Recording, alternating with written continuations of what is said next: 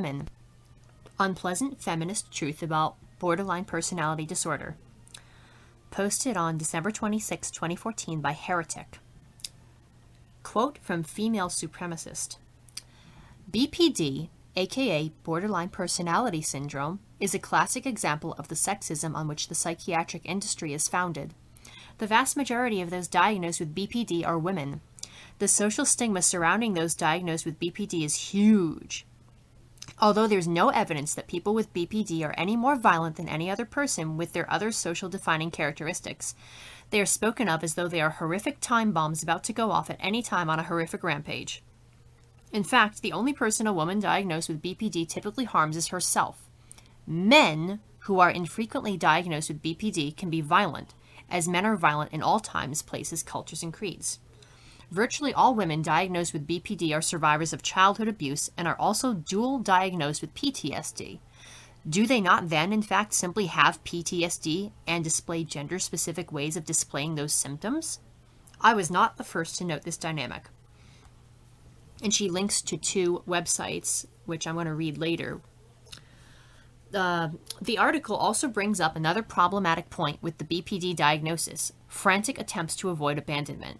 Women are the ones who become pregnant. Women still make less money than men. Men are well known to run out on women, leaving them as destitute single mothers. Despite this fact, women are still pressured by society and religious groups to stay at home jobless and to be a good mom and a good wife. One of my jobs once placed me next door to a government office dedicated to finding a place in life for such women who had been abandoned. It's called the Office for Displaced Homemakers. No one will hire an old woman who have never had a job. Most men won't date a single mom because they don't want to deal with somebody who has kids around to spoil their fun going out, drinking, fun, sexy times. Disabled women, physically or mentally, having greater difficulties than most in being self-supporting and in finding a partner to help them avoid homelessness. Disabled women, physically or mentally, have greater difficulties than most in being self-supporting and in finding a partner to help them avoid homelessness. The government is not as helpful with this as you may imagine. It's uncool to talk about abandonment as a feminist issue these days, but it still exists because we still live in a world designed to keep women dependent on men.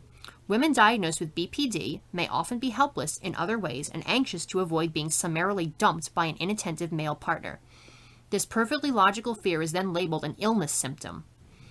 And as was so brilliantly illustrated in Girl Interrupted, so much of what is diagnosed as symptomatic for BPD is simply unfeminine or bad behavior on the part of women that would be unremarkable or even praised in men.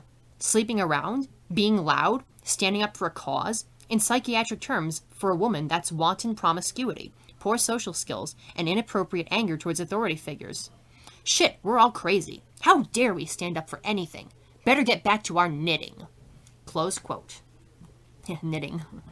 Heretic says, yes, yes, yes. These are among the same women who are accused of being antisocial and not smiling enough to men. The antisocial accusation does not apply to men.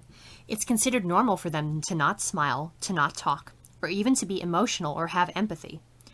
That's because women are expected to keep men under control, to not provoke their anger, and to service all their needs and desires on a whim so they can get to really important business, like ruling the world and exploiting women, minorities, other countries, and their resources.